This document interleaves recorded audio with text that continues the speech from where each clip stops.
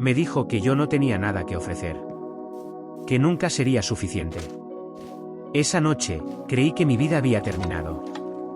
No sabía que ese rechazo sería el inicio de mi renacimiento. La lluvia golpeaba suavemente los cristales de mi terraza, un murmullo melancólico que siempre me había reconfortado. Pero aquella noche, hace años, no había consuelo posible. Las palabras de Marcos resonaban en mi cabeza como un eco ensordecedor, cada sílaba cincelada a fuego en las paredes de mi alma. No tienes nada que ofrecer, Camila. Nada.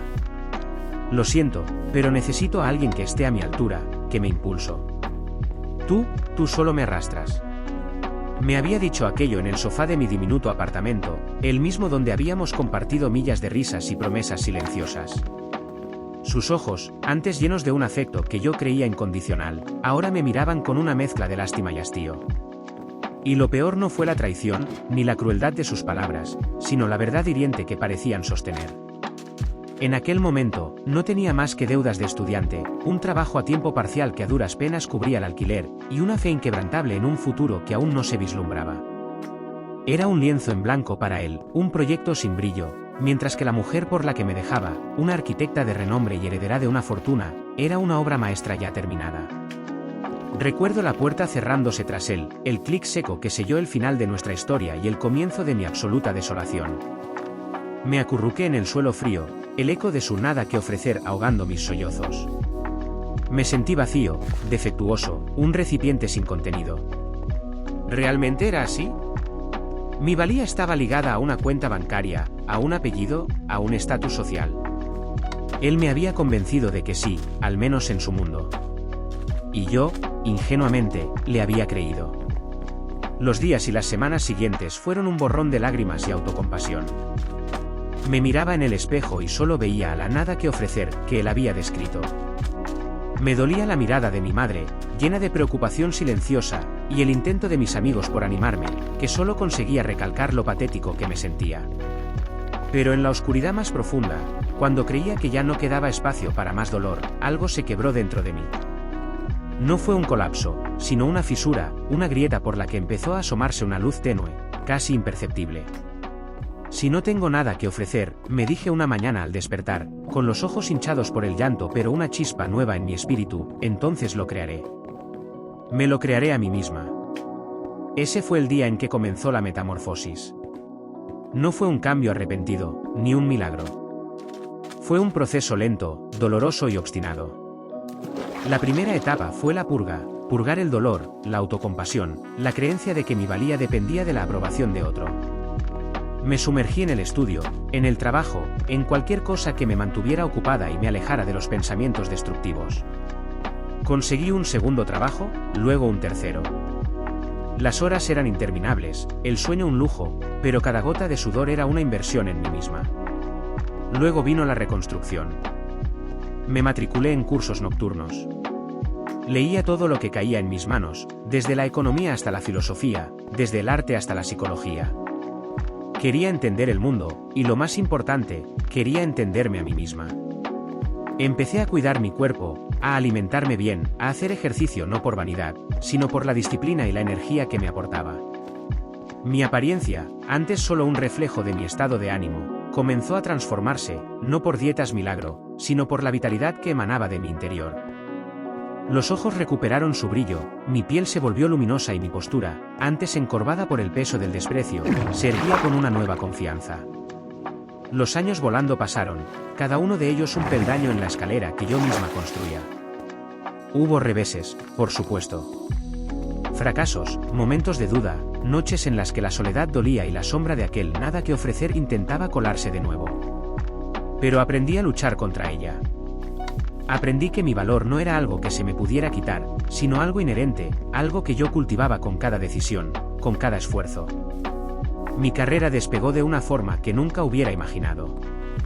Aquellos cursos nocturnos y la sed insaciable de conocimiento me llevaron a especializarme en un campo emergente, donde mi visión y mi perseverancia me permitieron destacar.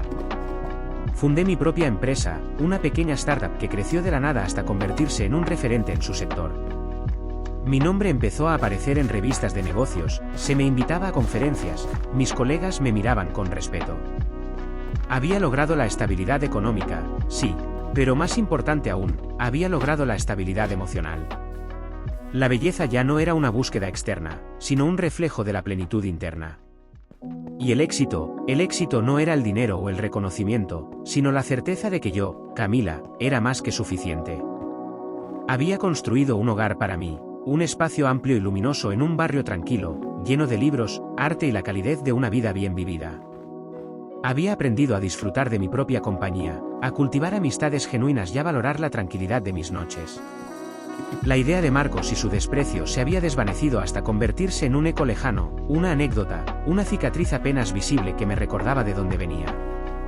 Fue un martes por la tarde cuando lo vi de nuevo. Estaba terminando de revisar unos documentos en mi despacho, con la música clásica sonando suave de fondo, cuando el intercomunicador zumbó. Hay un señor que insiste en verla, señorita Ramos. La voz de mi asistente sonaba ligeramente incómoda. Mi ceño se frunció. Tenía una agenda apretada.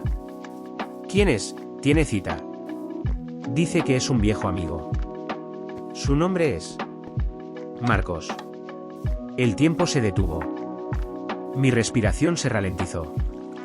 Marcos. Después de tantos años. Mi corazón no dio un vuelco, ni un puñetazo, ni siquiera un ligero aleteo. Solo una punzada de incredulidad, seguida de una calma inquebrantable. Una curiosidad fría.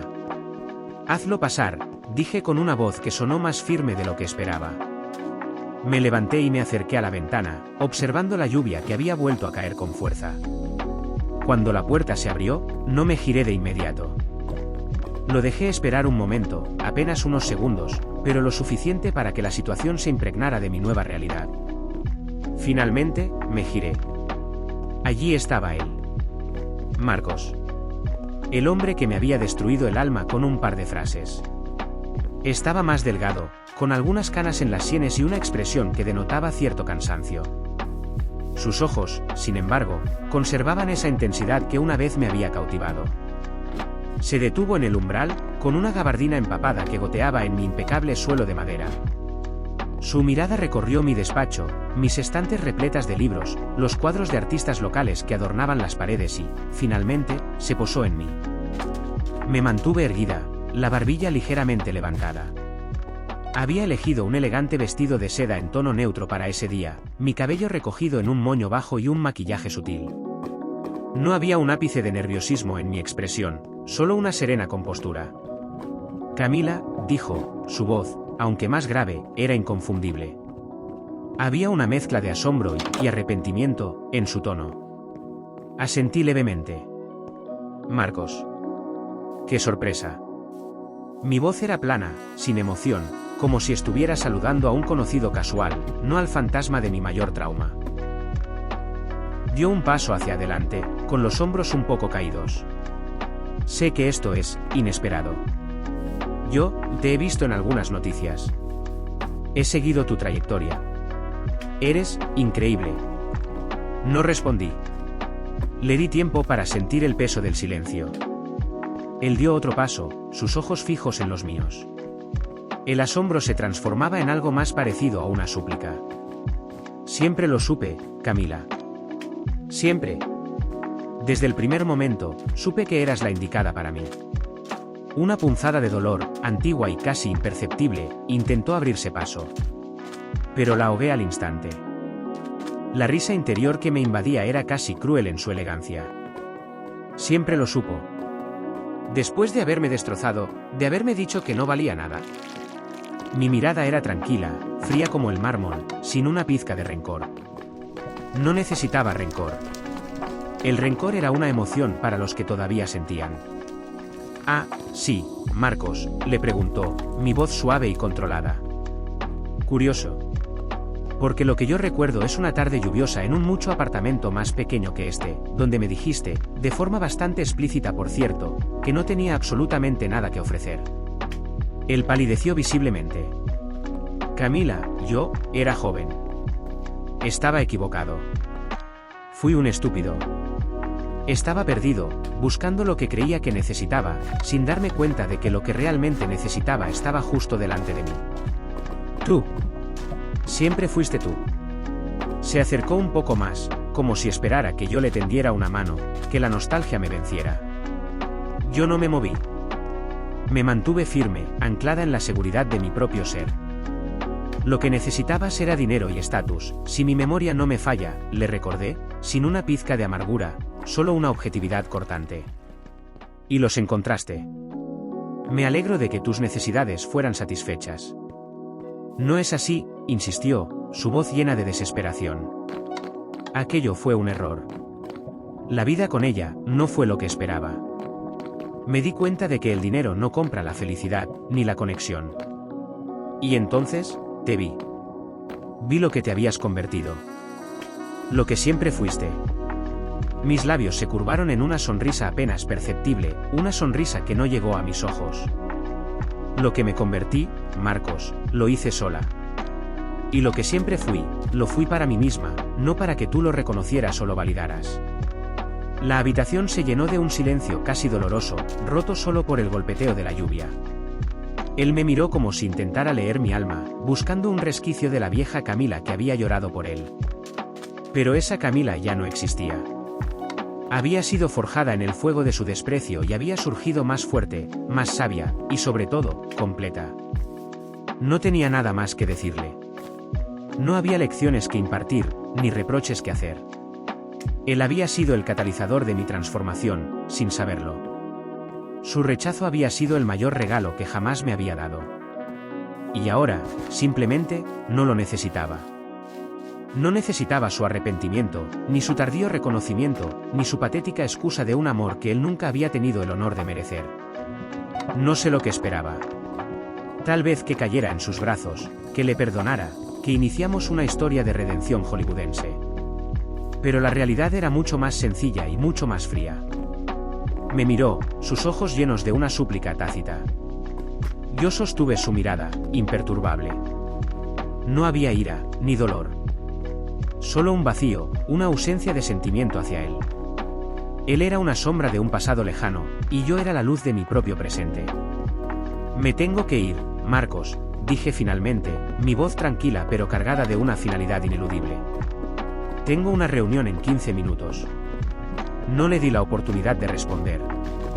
Mis ojos se desviaron hacia el reloj en la pared, un gesto claro de que nuestro tiempo, que él creía una eternidad, había terminado. Él dudó, su rostro un mapa de emociones no correspondidas. Finalmente, avanzando lentamente, una derrota tácita en sus hombros.